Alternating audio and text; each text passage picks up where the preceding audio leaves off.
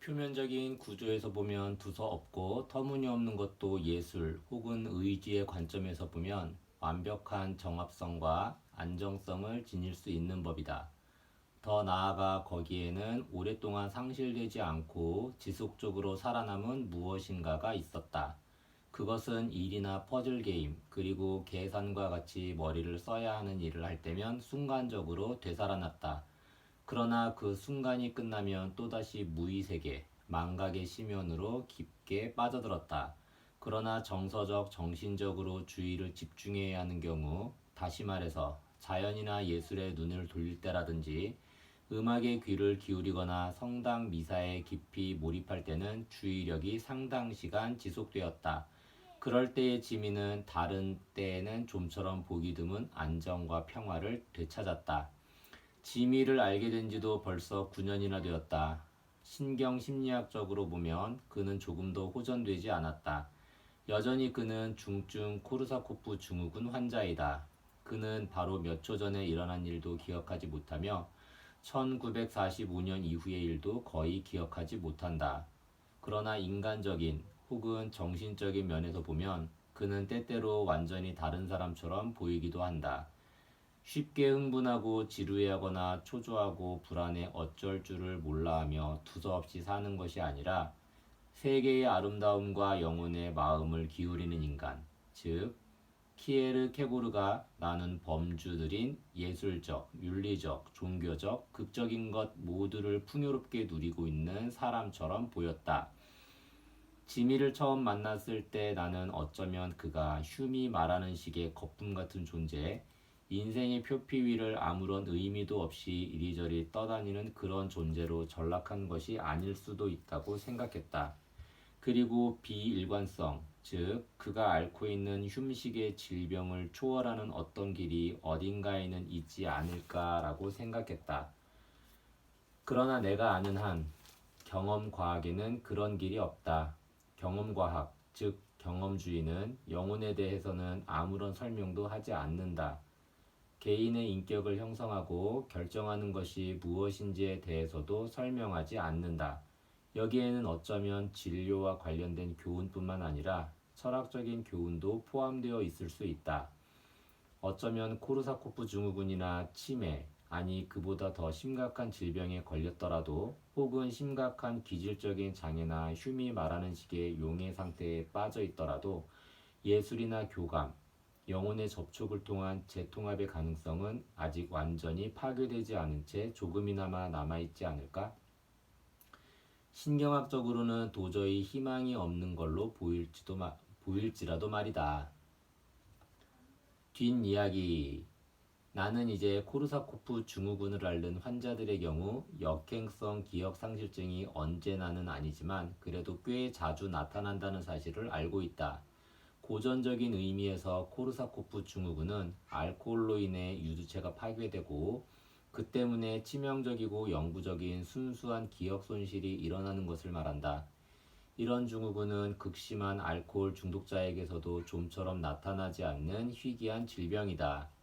물론 루리아의 환자처럼 종양 같은 다른 병리학적 원인으로 발생하는 경우도 있다. 급성, 다행스럽게도 일과성, 코르사코프 증후군에 관한 매우 흥미로운 병례가 최근에 보고된 적이 있다. 편두통, 뇌손상, 뇌의 혈행 장애로 인한 일과성 완전 기억 상실증 환자들의 경우였다. 그런 환자들은 몇 분 혹은 몇 시간 동안 기묘하고 심각한 기억 상실에 빠질 수 있다. 그런데도 정작 당사자들은 그런 사실을 모른 채 기계적으로 차를 운전할 수도 있고 의료 행위를 할 수도 있고 편집 일을 할 수도 있다. 그러나 이를 기계적으로 잘 해낸다 해도 그들에게 심각한 기억 상실증 증세가 있는 것은 분명하다. 장기적인 기억이나 일상은 완벽하게 남아있는지 모르지만 방금 전에 한 말이나 불과 몇 분 전에 본 것은 까맣게 잊어버리는 것이다. 더 나아가 이러한 임상례에서는 심각한 역행성 기억 상실이 있을 수도 있다. 게다가 내 동료인 레온 프로타스 박사가 최근 접한 다음과 같은 병리에도 있다. 아주 지적이고 능력 있는 남성이 몇 시간 동안 자신의 부인과 아이들을 알아보지 못했다. 자신에게 아내나 아이들이 있다는 사실조차 기억하지 못했다. 30년에 걸친 자신의 인생을 완전히 잃어버린 꼴이 된 것이다. 다행스럽게도 그는 서너 시간 만에 다시 정상으로 돌아왔다. 곧 회복되고 더구나 완전히 정상으로 돌아왔다고는 해도 그것은 생각할수록 끔찍한 이야기이다. 풍요롭게 살고 많은 일을 했으며 또한 온갖 추억이 서린 30년의 세월이 눈 깜짝할 사이에 말살되어 버린 것이다. 더구나 이렇게 무서운 증상에 빠졌다는 것을 타인만 알고 당사자는 전혀 눈치채지 못했다. 본인은 건망증에 걸렸다는 사실도 모르고 아무런 불안도 느끼지 못한 채 하던 일을 계속했다. 하루가 아니라 보통 알코올에 의한 의식 상실은 하루 정도이지만 생애의 절반가량을 잃어버리고 그러한 사실조차 몰랐다는 것을 나중에서야 알게 된 것이다. 인생의 대부분을 잃어버린 적이 있다는 사실은 아무래도 낯설고 기분 나쁜 공포를 안겨준다. 나이가 들면 중풍이나 노쇠, 뇌손상 등으로 그때까지의 생활, 즉 고도의 정신생활이 예상치 않게 빨리 종지부를 찍을 수도 있다. 그러나 그런 일을 겪는다 해도 자신이 인생을 살아왔고 자신의 등 뒤에 과거가 있다는 기억은 남으며 그것으로 아쉬움을 달랠 수 있다. 적어도 내가 뇌를 다치기 전 또는 발작을 일으키기 전에 힘껏 노력하면서 살았다라고. 인생을 살았다라는 의식은 인간에게 때로 위안을 주기도 하고 때로 쓰디쓴 회한을 주기도 하지만 역행성 기억상실증에 걸리면 이러한 의식조차 없어진다. 분유엘이 말한 일체의 기억상실, 전 생애를 지워버리는 최후의 상실은 말기 치매증에서라면 아마 틀림없이 일어날 것이다. 내 경험상 한 번 정도 발작을 했다고 해서 갑자기 그런 현상이 나타나지는 않는다. 그러나 그와 비슷한 종류의 기억상실이 갑자기 일어나는 경우도 있다. 차이가 있다면 전면적인 것이 아닌 특정한 양상을 보인다는 점이다. 내가 진찰했던 어떤 환자는 머리 뒤쪽으로 통하는 혈관이 막혀 뇌의 시각을 담당하는 부분이 죽어버렸다. 시력을 완전히 상실했는데도 정작 본인은 그러한 사실을 알지 못했다. 행동을 보면 맹인이 틀림없었지만 그는 한마디 불평도 없었다. 질문과 검사 결과에 따르면 그는 완전히 맹인이 되었을 뿐 아니라 시각적 상상력과 기억을 몽땅 잃어버렸다. 그런 까닭에 그는 무엇인가를 잃어버렸다는 사실조차 의식하지 못했던 것이다. 본다는 관념 자체가 사라졌기 때문에 시각적으로는 무엇 하나 표현할 수 없었을 뿐만 아니라 본다라든지 빛과 같은 개념을 질문하면 그것을 이해하지 못하고 쩔쩔맸다. 결국 모든 점에서 시각이라는 것과는 전혀 관계가 없는 사람이 된 것이다. 그는 지금까지 자신의 인생에서 본다는 것과 관계 있었던 모든 부분을 상실했다. 발작을 일으킨 순간에 사라져 두 번 다시 살아나지 않았다. 이와 같은 시각 기억 상실, 말하자면 상실을 느낄 수 있는 능력의 상실은 결국 전면적인 코르사코프 증후군과 성질이 같으며 시각의 특정된 점만 다를 뿐이다. 그보다 더 작은 범위에 한정된 기억 상실도 있다. 앞에서 나온 아내를 모자로 착각한 남자가 좋은 예이다. 그 경우는 완전한 얼굴 인식 불능증이다. 피 선생은 사람의 얼굴을 보고 누구인지 알지 못했을 뿐만 아니라 얼굴이라는 것을 상상하거나 기억할 수도 없었다. 본다 혹은 빛이라는 관념을 잃어버린 환자처럼 피 선생은 얼굴이라는 관념 그 자체를 잃어버린 것이다.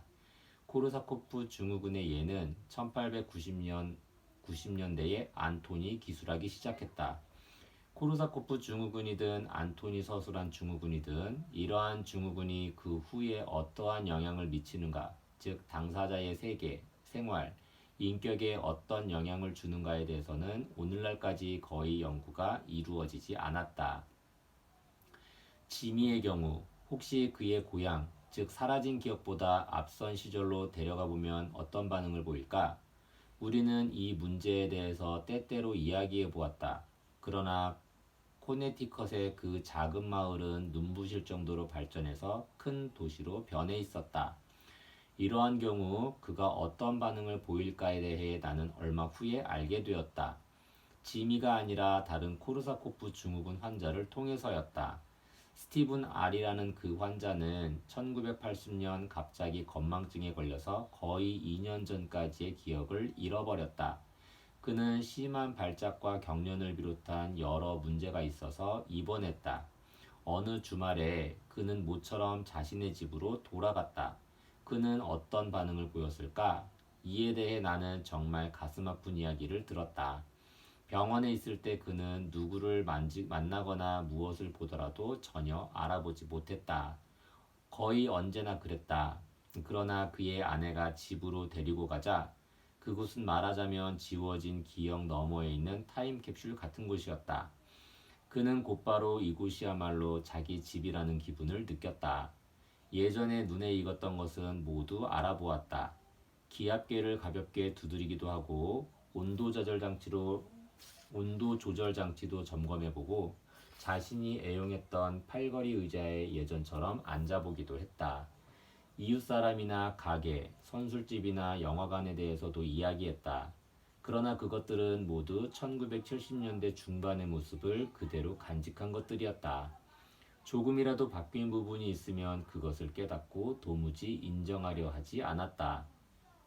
아니, 오늘 왜 커튼을 바꾸었지? 하고 그는 갑자기 아내에게 말했다. 왜 바꿨지? 이렇게 갑작스럽게 말이야. 오늘 아침만 하더라도 초록색이었잖아. 그러나 1978년 이후 커튼은 초록색이 아니었다. 그는 가까이에 있는 집이나 가게는 거의 기억했다. 1978년에서 1983년까지는 거의 변한 것이 없었기 때문이다. 그러나 영화관이 다른 것으로 바뀐 것을 보고 어리둥절하여 어찌할 줄을 몰랐다. 어떻게 하룻밤 사이에 부숴버리고 슈퍼마켓을 세울 수 있을까? 그는 친구나 이웃 사람은 금세 알아봤다. 그러나 생각보다 나이가 들어 보이는 것에 대해서 이상하게 생각했다. 많이 늙었구나. 그도 이젠 나이가 들었어. 지난번엔 저렇지는 않았는데. 어째서 오늘 모두가 다 늙어 보일까? 그러나 그보다 더 애처롭고 두려운 일은 아내가 그를 병원으로 데리고 왔을 때 일어났다. 그의 표현에 따르면 지극히 괴이적고 납득할 수 없는 방법으로 본 적도 없는 모르는 사람들이 득시글거리는 집으로 끌려온 꼴이 된 것이다. 당신 도대체 뭐 하는 거야? 그는 갑자기 두려움과 혼란이 뒤섞인 목소리로 외쳤다. 아니 대체 여기가 어디야? 여기서 무슨 짓을 하려는 거지? 그는 도저히 눈뜨고 볼 수 없는 광경, 그야말로 광기나 악몽 같은 광경을 바라보는 듯이 진저리를 쳤다. 다행스럽게도 1, 2분이 지나자 그러한 사실조차 잊어버렸지만 이러한 환자들은 과거 속에서 화석화되어 있으며 과거 속에서만 올바른 판단력을 느끼고 편안한 기분을 느낀다. 올바른 판단력을 느끼고 편안한 기분을 느낀다. 병원으로 돌아온 스티븐이 공포와 당혹감에 젖어 부르짖던 외침은 이제는 존재하지도 않는 과거를 요구하는 외침이었다. 그러나 우리가 무엇을 해줄 수 있단 말인가? 타임캡슐처럼 존재할 수도 없는 것을 만들 수는 없는 노릇 아닌가? 나는 이렇게까지 심한 시대착오증에 빠져서 고통받는 환자를 달리 본 적이 없다. 억누를 길 없는 향수의 로즈 알을 제외하고. 지미는 아쉬우나마 평안을 얻었다. 윌리엄은 끊임없는 담소를 즐긴다. 정체성의 문제 참조. 그러나 스티븐의 경우에는 시간이 상처처럼 입을 떡 벌리고 있으며 그 고통은 결코 치유되지 못하고 있다. 몸이 없는 크리스티너. 사물의 가장 중요한 측면은 그것이 너무도 단순하고 친숙하기 때문에 우리의 눈길을 끌지 못한다. 늘 눈앞에 있기 때문에 별로 신경을 쓰지 않는 것이다. 따라서 가장 기본적으로 탐구해야 하는 것은 그냥 스쳐 지나가는 법이다. 비트겐슈타인이 인식론에 대해 쓴 이 구절은 생리학과 심리학에도 그대로 적용될 수 있을 것이다. 특히 셔링턴이 우리의 비밀스러운 감각, 즉 제육감이라고 부른 것에는 딱 들어맞는다. 제육감이란 근육, 힘줄, 관절 등 우리 몸의 움직이는 부분에 의해 전달되는 연속적이면서도 의식되지 않는 감각의 흐름을 말한다. 우리 몸의 위치, 긴장, 움직임은 이 제육감을 통해서 끊임없이 감지되고 수정된다. 그러나 무의식 중에 자동적으로 일어나기 때문에 우리는 그것을 느끼지 못할 뿐이다. 다른 감각들, 즉 오감은 누가 보더라도 분명히 존재한다. 그러나 이 숨겨진 감각은 1980년대에 셔링턴에 의해 발견됨으로써 비로소 그 존재가 알려졌다. 그는 그것을 외감각이나 내수용과 구별하기 위해서 고유감각이라고 불렀다. 이렇게 이름을 붙인 데는 또 하나의 이유가 있다. 제육감은 자신이 자신임을 아는 감각으로 빼놓을 수 없는 것이기 때문이다. 즉 고유감각이 있기 때문에 비로소 몸이 자기 고유의 것, 자기의 것임을 느낄 수 있는 것이다. 셔링턴 1906년, 1940년. 자기 몸을 통제하고 움직이는 것만큼 기본적이고 중요한 것이 우리에게 또 있을까? 그러나 그런 일은 저절로 이루어지는 데다 아주 익숙한 일이기 때문에 정작 우리는 그것에 대해 관심도 갖지 않는다. 조너선 밀러는 훌륭한 텔레비전 프로그램인 인체의 신비를 제작했다. 그러나 우리는 일반적으로 우리 몸의 신비에 대해서 생각하지 않는다. 우리는 우리 몸에 대해 결코 의심을 갖지 않는다. 우리 몸은 그저 거기에 있는 것이다. 비트겐슈타인은 누구도 의문을 제기할 수 없는 우리 몸의 이런 확실성이야말로 모든 지식과 확실성의 출발점이자 기초라고 생각했다. 그래서 그는 자신의 마지막 책, 확실성에 대해서의 서두를 다음과 같은 구절로 시작했다. 여기에 하나의 손이 있다는 것을 당신이 알고 있다면 당신이 어떤 주장을 하든지 모두 인정하겠다. 그러나 곧바로 그는 책의 같은 쪽에서 이렇게 말하기도 했다. 이것을 의심하는 것이 의미가 있는지 그것 자체가 의문이다. 조금 뒤에서는 이렇게 말하기도 했다. 나는 그것을 의심할 수 있을까? 나에게 이것을 의심할 근거가 없다. 사실 그의 책은 제목을 의문에 대해서라고 붙여도 좋을 정도이다.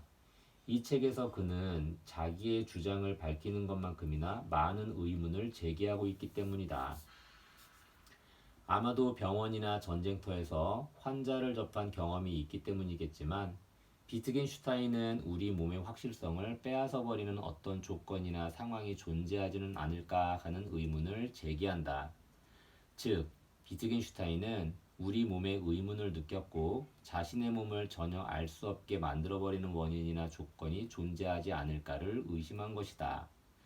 비트겐슈타인의 이러한 생각은 그의 마지막 저작에도 악몽처럼 따라다니고 있다. 크리스트너는 하키와 승마를 즐기는 다부진 체격을 가진 27세의 여성이었다. 몸과 마음이 모두 건강하고 자신감도 넘치는 여성이었다. 두 아이의 어머니인 그녀는 컴퓨터 프로그래머로 재택근무를 했다. 지성과 교양도 넘쳤고 발레와 호반 시인을 좋아했다. 비트겐슈타인은 좋아하지 않았다. 활동적이고 행복한 나날을 보내며 자신이 병에 걸리리라고는 꿈에도 생각하지 못했다. 그러던 어느 날 복통 때문에 조금 놀라 진찰을 받은 결과 쓸개돌이 있으니 쓸개 제거 수술을 받아야 한다는 말을 듣게 된다. 크리스티너는 수술 예정일보다 사흘 앞서 입원해서 감염 예방을 위해 항생제를 투여받았다. 이것은 통상적인 예방 조치로서 아무런 문제도 없는 일이었다. 그녀도 이 점을 잘 알고 있었고 게다가 현명한 여성이었기 때문에 그다지 큰 걱정은 하지 않았다. 그녀는 평소에 공상을 하거나 꿈을 꾸지 않는 편이었지만 수술 전날 아주 기분 나쁜 꿈을 꾸었다. 꿈속에서 그녀는 몸이 심하게 흔들리고 땅을 딛고 있지 않은 것처럼 발밑이 몹시 허전함을 느꼈다. 손에 들고 있는 물건의 감촉도 느껴지지 않았고 손이 이리저리 흐느적거려서 들어올리는 물건마다 모조리 바닥에 떨어뜨렸다.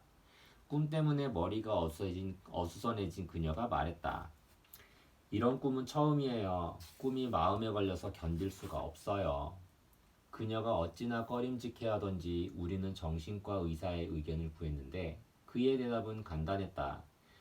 수술 전에 보이는 불안 증세입니다. 늘 보는 아주 자연스러운 일입니다. 그러나 그날 이후 그녀의 꿈은 진짜 현실이 되었다. 의식을 하면 발 아래가 아주 허전해서 흐느적거리는 바람에 발걸음도 어색했다. 게다가 손에 든 물건을 떨어뜨리기 일쑤였다. 다시 한번 정신과 의사를 불렀다. 그는 잦은 호출에 성가시다는 표정이었지만 불안하고 당혹스러운 표정도 엿보였다. 불안 히스테리입니다. 이번에는 쌀쌀맞은 말투로 딱 잘라 말했다. 전형적인 전환 증상입니다. 앞으로도 한동안 계속 그럴 겁니다. 수술 당일에 크리스티너의 증세는 더욱 심해졌다. 발밑을 보지 않고는 서 있을 수도 없었다. 눈을 잠시라도 떼고는 뭔가를 들 수도 없었다. 무엇인가를 잡으려고 손을 뻗거나 먹을 것을 입으로 가져가려 해도 손이 다른 데로 빗나가 버렸다. 손의 움직임을 조절하고 통제하는 데 근본적인 문제가 생긴 것처럼 보였다. 그녀는 침대에서 일어나지도 못했다. 그녀의 몸이 사라져버린 것이다. 얼굴은 기묘하게 무표정하고 멍한 표정을 짓고 있었고 턱이 자꾸만 아래로 처져서 입은 해벌어져 있었다. 심지어는 목소리를 내기조차 힘들어졌다. 그녀는 생기라고는 하나도 없는 유령 같은 목소리로 말했다.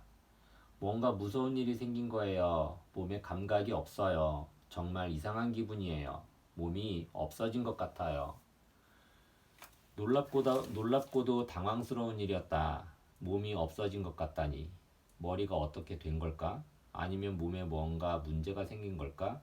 근육이 풀려 있는지 머리에서 발끝까지 어디 하나 제대로 자세를 유지하지 못했다. 손은 의지와는 상관없이 제멋대로 움직였다. 마치 말초신경에서 올라오는 정보가 전달되지 않거나 긴장과 움직임을 조절하는 신경계가 모조리 파괴된 것처럼 손이 흐느적거리며 목표를 찾지 못했다.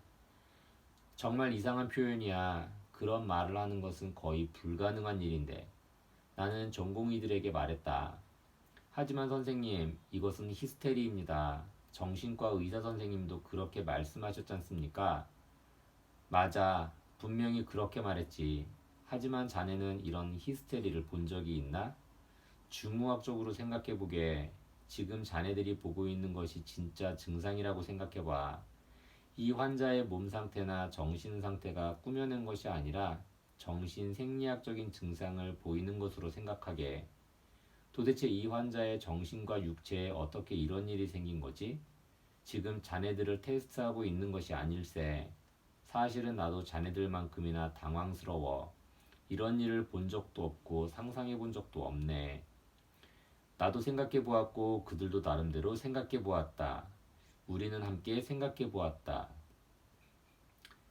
양쪽 마루뼈 증후군이 아닐까요? 전공의 한 명이 물었다. 그럴 수도 있겠지. 마루엽이 통상적인 감각 정보를 얻지 못하는 것처럼 보이는군. 감각 검사를 해보기로 하지. 마루엽의 기능 검사도 함께. 검사 결과 다음과 같은 사실이 드러났다. 머리끝에서 발끝까지 고유 감각 전체가 심각하게, 아니 거의 전부 손상된 것 같았다. 마루엽 자체는 기능을 했지만 그것과 함께 기능을 하는 것은 아무것도 없었다. 지금 그녀가 히스테리를 일으키는 것일 수도 있었지만 우리로서는 한 번도 본 적이 없는, 생각조차 해본 적이 없는 훨씬 더 심각한 것일 수도 있었다. 그래서 이번에는 정신과 의사가 아니라 물리치료 전문의인 재활 전문의를 긴급 호출했다. 급한 호출이라는 것을 눈치챈 그가 서둘러 달려왔다.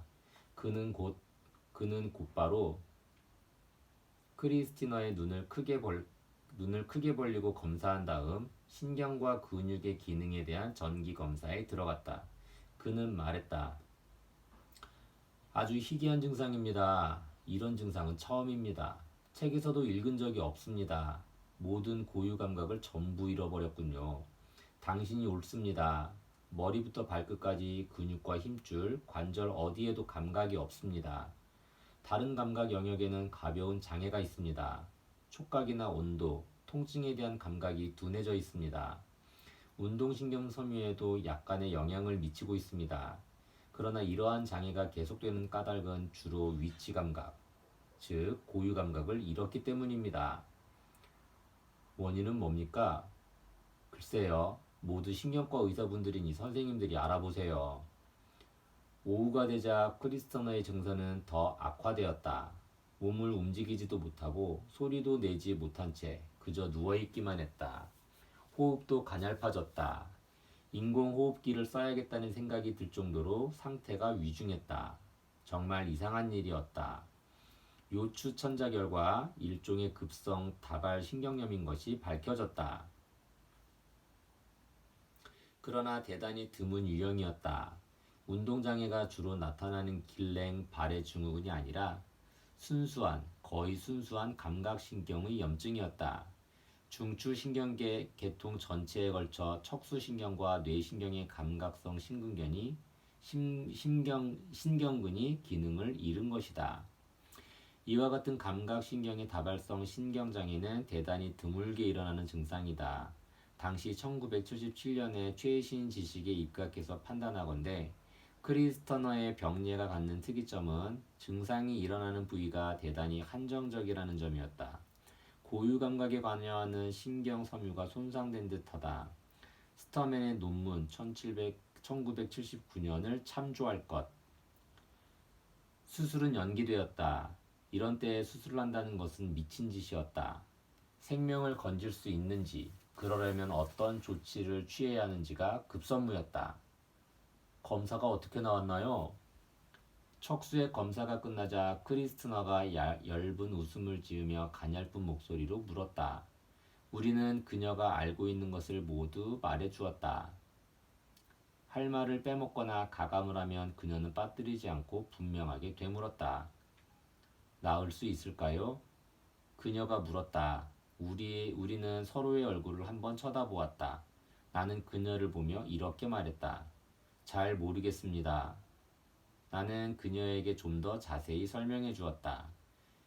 우리 몸의 감각은 세 개로 이루어져 있습니다. 시각, 평형기관 전정계, 그리고 고유 감각이 그것입니다.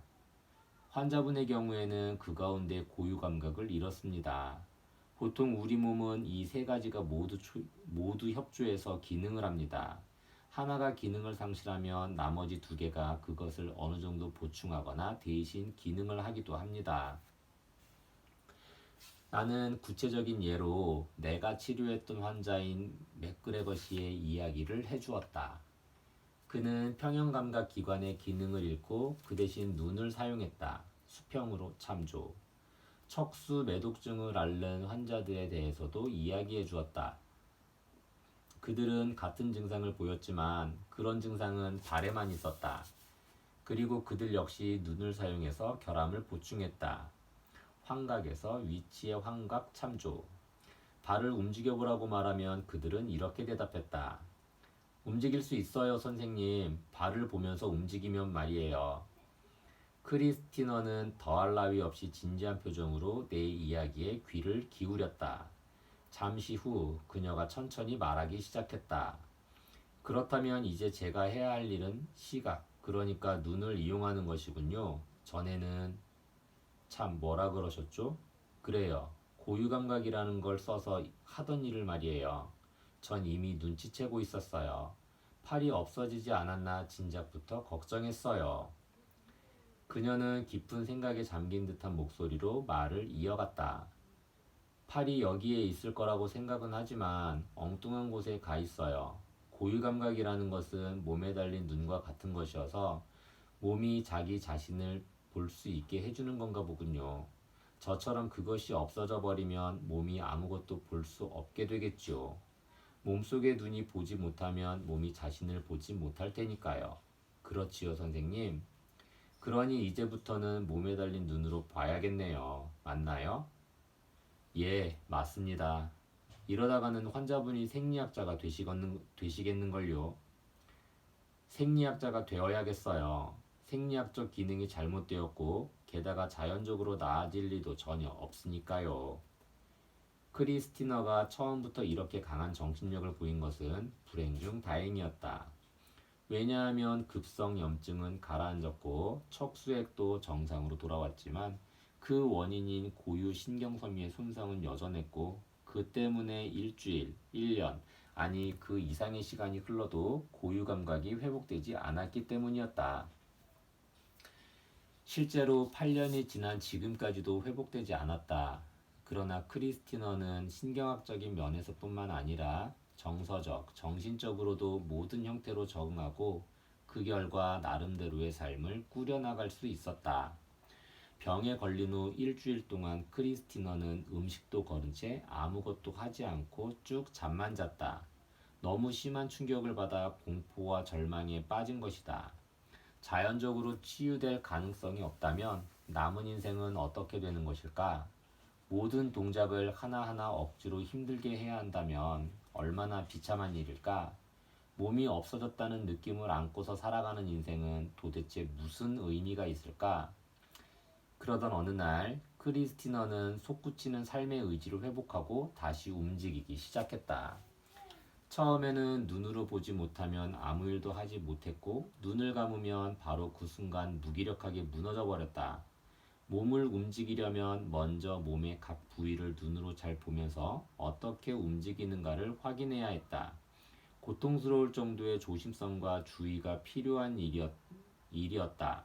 몸의 움직임을 의식적으로 조절했기 때문에 처음에는 극도로 어색하고 부자연스러웠다. 그러나 날이 갈수록 움직임을 더 잘 조절할 수 있게 되었고 동작도 전보다 매끄럽고 자연스러워졌다. 그러나 눈으로 보지 않으면 아무것도 하지 못하는 것에는 변함이 없었다. 이런 변화에 크리스티너와 나는 기쁨과 놀라움을 동시에 느꼈다. 그렇게 몇 주를 보내다 보니 일상적이고 무의식적인 고유 감각에 의한 피드백 대신에 시각에 의한 피드백이 한층 더 원활하고 자연스럽게 이루어지기 시작했다. 시각을 통한 자동적 교정과 시각 반사가 한층 조화를 이루면서 고유 감각을 대신했던 것이다. 그러나 어떤 근본적인 변화가 일어난 것은 아닐까? 고유 감각에 의한 신체 이미지가 상실되었기 때문에 뇌 속에 감각적으로 그려지는 신체 이미지가 보상과 대용으로서 작용하는 것은 아닐까? 시각에 의한 이미지가 대단히 발달된 특이한 힘을 지니게 된 것은 아닐까? 정상적인 사람의 경우 뇌 속에 시각적으로 그려지는 신체 이미지는 대단히 약하다. 물론 시각장애인의 경우에는 아예 존재하지 않는다. 그것은 고유 감각에 의한 신체 이미지의 보조적인 존재인 것이다. 시각에 의한 이미지 외에 전정기관에 의한 이미지도 어느 정도 발달해서 고유 감각에 의한 이미지 대용으로 작용하고 있었을 것이다. 결국 시각에 의한 이미지와 전정에 의한 이미지 양쪽 모두 우리 예상과 바람을 뛰어넘어 대단히 높게 발달한 것은 거의 확실했다. 퍼든 마틴이 지은 대뇌 기저핵과 자세 1967년의 32쪽에 나오는 흥미로운 병예와 비교해 보아도 좋다. 물리치료와 훈련을 오랫동안 실시했지만 이 환자는 끝내 정상적인 보행을 하지 못했다. 가장 어려운 점은 눈으로 보면서 걷는 것, 몸을 앞으로 기울이는 것이었다. 그는 의자에서 일어나지도 못했다.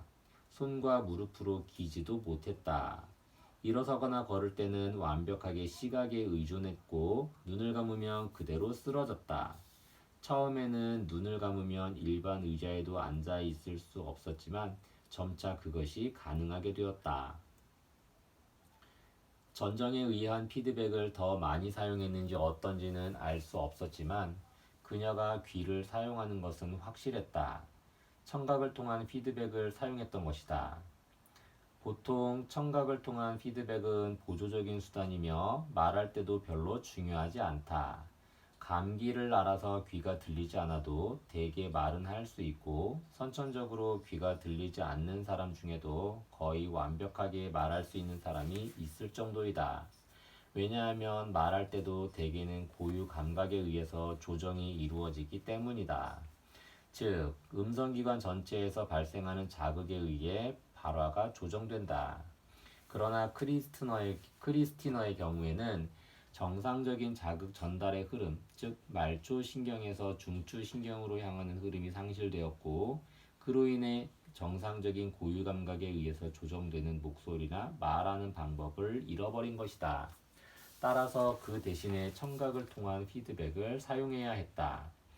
이러한 새로운 보조적인 피드백 말고도 크리스티너는 피드포워드라고 부를 수 있는 방법을 다양하게 개발하기 시작했다.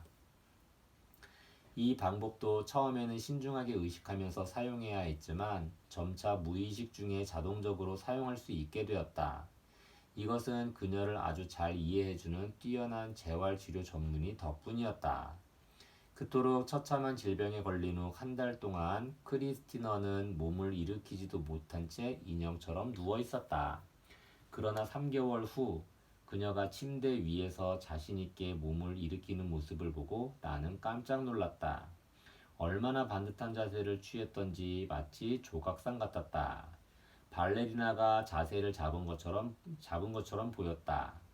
곧 알게 되었지만 그것은 역시 실제 모습이었다. 의식적이든 자동적이든 자세를 취하려고 노력하고 그것을 애써 유지했던 것이다. 그러나 완전히 자연스러운 자세를 취할 수는 없었기 때문에 억지로 만들어낸 부자연스러운 자세였다. 자연스러운 자세를 취할 수 없어 기술을 썼던 것이다. 아무튼 그러한 기술은 절박한 필요에 부응하기 위해 저절로 동원된 것인 만큼 점차 제2의 천성처럼 몸에 있게 되었다.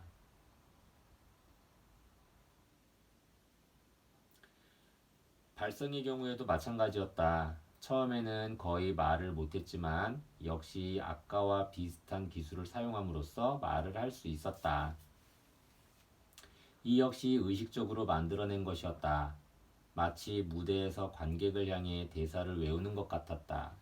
극중의 대사, 배우의 목소리였다. 일부러 꾸며낸 목소리라거나 속마음을 감춘 목소리는 아니었지만 자연스러운 목소리가 아닌 것은 분명했다. 표정 역시 마찬가지였다. 내면의 감정은 정상적이고 굳셌는데도 고유 감각에 의한 자세 제어가 불가능했기 때문에 인위적으로 과장된 표정을 짓지 않으면 무표정하고 얼빠진 얼굴로 보였던 것이다. 마치 언어상실증 환자가 일부러 말을 세게 하거나 억양을 높이는 것과 같았다. 현대 신경과 의사 중에는 아마도 퍼든 마틴이 유일할 것이라고 생각되는데 그는 종종 얼굴과 목소리의 자세와 그것을 담당하는 고유 감각의 통합에 대해서 서술했다. 내가 크리스티너의 사례를 이야기하고 그녀를 찍은 비디오를 보여주자 그는 많은 관심을 보였다. 이 글에서 밝힌 제안과 체계적인 논술 가운데 다수는 그의 견해이다. 그러나 이러한 기술은 아무리 훌륭하더라도 완벽할 수는 없었다. 아쉬운 대로 생활할 수는 있지만 정상이랄 수는 없었다. 크리스티너는 걷는 방법을 배워 전철이나 버스를 타는 등 일상생활을 꾸려갈 수 있게 되었다. 그러나 그렇게 하려면 엄청난 주의를 기울여야 했다. 더구나 그녀의 행동은 아무리 노력해도 어색하기 그지없었다. 주의를 기울이지 않으면 어떤 행동도 불가능했다. 따라서 식사를 하다가 주의를 딴 곳으로 기울여야 하는 경우 손톱에 피멍이 들 정도로 나이프와 포크를 꽉 쥐곤 했다. 아플 만큼 꽉 쥐지 않으면 금방 떨어뜨리기 때문이었다. 힘을 적절하게 주거나 빼는 행동 자체가 불가능했던 것이다. 신경학적으로는 회복의 조짐이 보이지 않았다. 신경섬유의 손상이 해부학적으로 회복될 수 없었기 때문이었다. 그러나 집중적인 치료를 다양하게 실시한 결과 기능은 상당히 회복되었다. 그녀는 거의 1년 동안 재활병동에 입원해 있었다. 그녀는 고유 감각을 대체할 수 있는 온갖 기술과 방법을 터득해서 움직일 수 있게 되었다. 그리고 마침내 퇴원할 수 있게 되었다. 집으로 돌아가 아이들과 함께 지내고 컴퓨터 앞에 앉아서 일도 할 수 있게 된 것이다. 더구나 그녀의 기술 수준은 감각이 없어져서 모든 것을 시각에 의존해야 하는 사람치고는 경이적이었다. 그런데 컴퓨터를 조작할 수 있게까지는 되었지만 감정의 흐름은 어땠을까? 그녀는 어떻게 느꼈을까? 대체 가능한 덕분에 그녀가 처음 발견했던 몸이 없어진 느낌은 사라졌을까? 그런 느낌이 사라졌을 리는 없었다. 조금 전과 조금도 달라지지 않았다. 고유 감각을 잃은 채였기 때문에 변함없이 몸이 죽어버렸다고 생각했다. 실제의 몸이 없다. 자신의 몸이 없다는 느낌이 계속되었다. 이런 상태를 적절하게 표현할 말을 찾을 수 없었기 때문에 그녀는 다른 감각을 빌려 예를 들면서 이렇게 말했다. 내 몸은 말하자면 눈과 귀가 없어진 것과 같아요. 내 몸을 전혀 느낄 수가 없다는 뜻이지요. 그녀는 자신의 상태, 즉 빼앗긴 감각을 적절하게 말로 표현할 수 없었던 것이다. 그녀의 상태는 말하자면 감각이 소리 없는 암흑에 빠진 상태였고 실제로 눈이 보이지 않거나 귀가 들리지 않는 것과 비슷했다. 어쨌든 그녀도 나도 적절한 말을 찾지 못했다. 오늘날의 사회에는 그런 상태를 적절하게 표현할 수 있는 말이 없으며 따라서 공감을 얻기도 어렵다. 상대가 맹인이라면 적어도 우리는 근심 어린 동정을 보낸다. 우리는 그들의 상태를 상상할 수 있고 그것에 따라 그들을 대한다. 그러나 크리스티너가 비틀대는 동작으로 어설프게 버스를 타면 아무도 이해하지 못한다. 그녀에게는 잔뜩 화가 난 모욕적인 언사가 퍼부어질 뿐이다. 도대체 왜 그러시는 거죠? 눈이 보이지 않는 겁니까? 아니면 술에 취한 겁니까? 하고 물으면 어떻게 대답해야 할까? 고유 감각이 없어졌습니다. 하고 대답할 수 있을까? 그 누구의 동정과 도움도 받을 수 없다는 것. 이것 또한 가혹한 시련이다. 그녀는 장애인이지만 그것이 겉으로는 뚜렷하게 나타나지 않는다. 그녀는 시각장애인도 아니고 신체가 마비되지도 않았다. 겉으로 나타나는 장애는 아무것도 없다. 따라서 종종 거짓말쟁이나 얼간이로 취급된다. 우리 사회에서는 밖으로 드러나지 않은 숨은 감각에 장애가 있는 사람들은 누구나 같은 취급을 받는다. 전정에 장애가 있거나 수술로 고막을 제거한 사람의 경우에도 마찬가지다.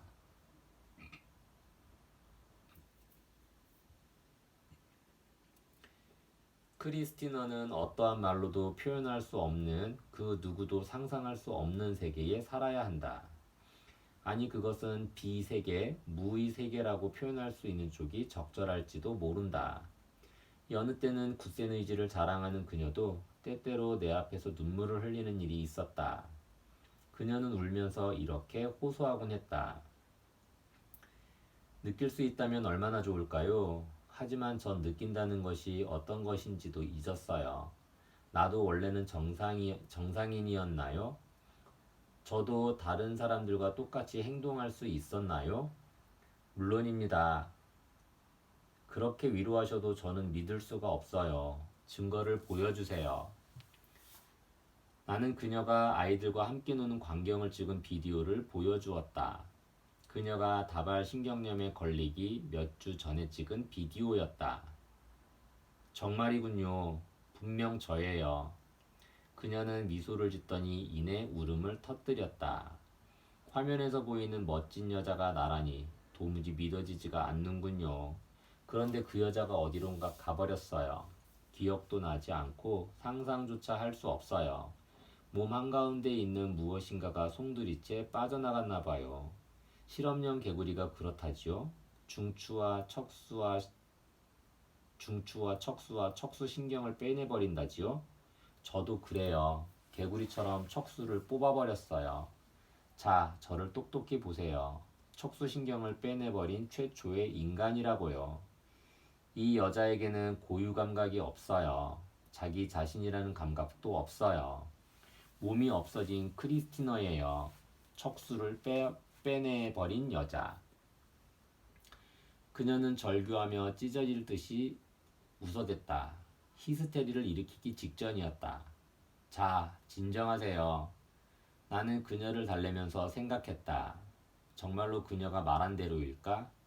어떤 의미로 그녀는 척수를 빼내버린 상태였고 몸을 잃은 혼과 같았다.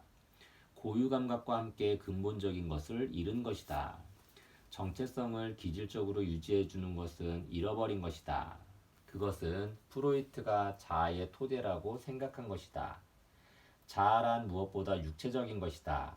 크리스티너와 같은 존재 상실감 혹은 비현실감은 육체에 대한 감각과 이미지가 심각하게 손상된 경우에는 언제라도 일어날 수 있는 일이다. 미첼은 이 점을 깨닫고 훌륭하게 묘사한 바 있다. 그는 남북전쟁 중에 다리를 절단한 환자와 신경을 다친 환자를 많이 진료했다. 다음 글은 절반가량이 허구라 하더라도 사실은 대단히 훌륭한 사실의 서술이며 중의학적으로 보아도 매우 정확하다. 미첼은 환자인 조지 데드로라는 사람의 입을 빌려서 이렇게 말했다. 놀랍게도 자기 자신에 대한 의식이 전보다 희미해져서 자신이 존재한다는 느낌이 들지 않는 일이 종종 있었다. 이런 기분은 전에도 한 번도 느낀 적이 없었기 때문에 처음에는 크게 당황했다. 내가 정말 조지 데드로입니까? 하고 쉬지 않고 누군가에게 묻고 싶은 기분이 들었다. 하지만 그런 걸 물었다가는 얼간히 취급을 당할 게 뻔했기 때문에 나의 증상을 다른 사람에게 말하는 것을 단념하기로 했다. 그 대신 혼자서 나 자신의 기분을 분석하기로 했다. 때때로 아무리 봐도 나 자신이라고 말할 수 없다는 생각이 너무나도 강하게 들어 견딜 수 없이 고통스러웠다. 결국 이것은 개체로서의 나 자신이 존재한다는 것을 부정하는 길로 통하기 때문이었다. 크리스티너에게도 이와 똑같은 감정, 즉 자신을 개체로서의 존재라고 말할 수 없다는 감정이 있었다. 그러나 그러한 감정도 그녀가 차차 적응함에 따라 시간과 함께 점점 멀어졌다. 그러나 그녀의 경우에는 그것 말고도 기질적 원인에서 생긴 몸이 없어졌다는 느낌이 있었고 적잖게 강렬한 그 느낌이 끊임없이 그녀를 괴롭히고 있었다. 뇌에서 가까운 부위의 척수 절단을 받은 환자도 이런 느낌을 경험하는데 그들의 몸은 마비된 상태이다. 반면에 크리스티너는 비록 몸은 없지만 일어나서 걸어 다닐 수는 있었다. 그녀는 피부 자극을 받으면 일시적이나마 조금은 나아진 기분을 맛보았다. 그래서 그녀는 되도록이면 밖으로 나가려 했다.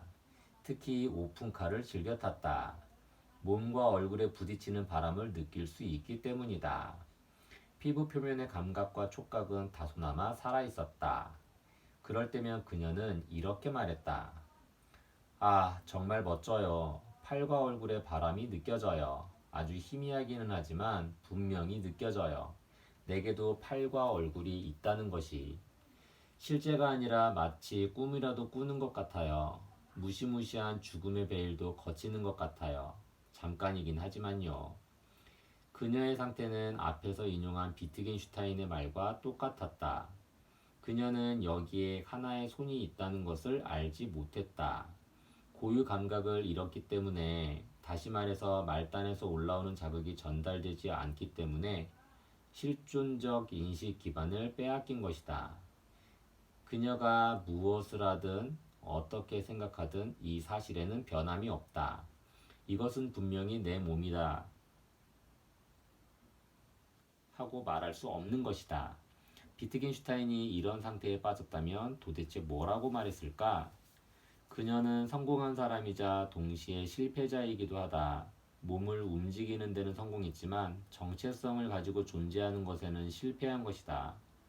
몸을 사용하는 면에서는 거의 믿을 수 없을 만큼 제대로 적응했지만 그것은 의지, 용기, 끈기, 독립심, 그리고 감각과 신경계통의 유연성에 힘입은 바 크다. 아무도 경험한 적이 없는 상황에 맞서 상상을 뛰어넘는 어려움과 장애를 상대로 싸워온 그녀는 불굴의 혼을 지닌 훌륭한 인간으로 오늘날까지 살아왔다. 그녀는 신경의 병마와 용감하게 맞서 싸운 이름 없는 영웅, 여장부라고 불려도 손색이 없다. 그러나 동시에 그녀는 앞으로도 결함을 안고 살아야 하는 패배자이다. 온 세계의 모든 예지와 창의력을 동원하더라도 생각할 수 있는 모든 신경계통의 대체, 보상 기능을 동원하더라도 치유할 수 없는 고유 감각의 상실이라는 사실은 변할 수가 없기 때문이다. 고유 감각이야말로 매우 중요한 제육감이다. 그것이 없으면 몸을 느낄 수 있는 실체의 길을 멈추고 본인 자신은 자기 몸을 잃어버리고 마는 것이다. 가련한 크리스티너는 1985년인 지금도 8년 전과 다름없이 척수를 빼내버린 상태로 지내고 있다. 평생 그럴 것이다.